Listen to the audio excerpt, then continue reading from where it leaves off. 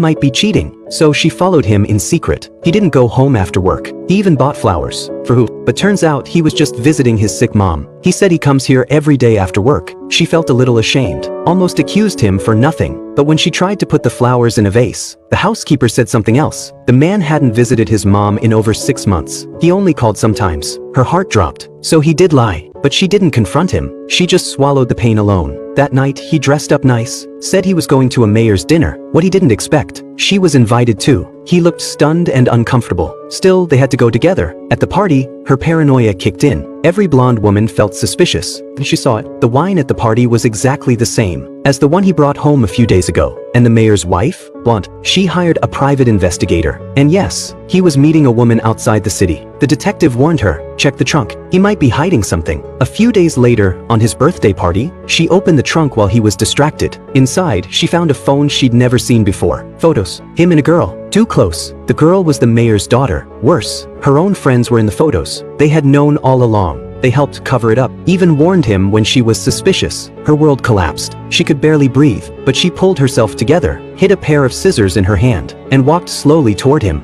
Right then, their son ran in. She froze and hid the scissors. For her son, she gave up the idea of killing her husband. Then she saw the girl from the photo, and her husband sneakily held hands with her when no one was watching. But she didn't expose them, even smiled and chatted with the girl. The next day, she went to work as usual. The girl showed up at her hospital and asked for her, specifically. The test showed the girl was pregnant. Her stomach dropped again.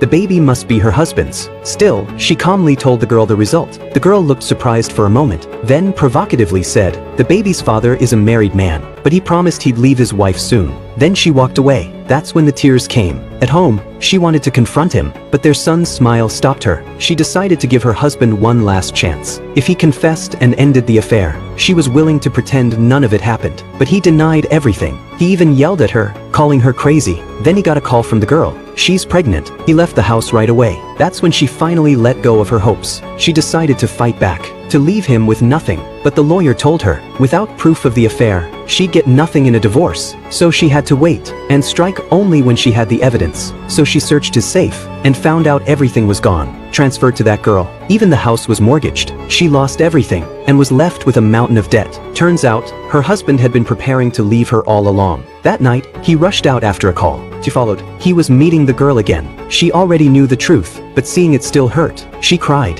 then wiped her tears. Revenge starts now. Next morning, she told him there was a surprise. Took him straight to the mayor's house. Her husband panicked. Had she figured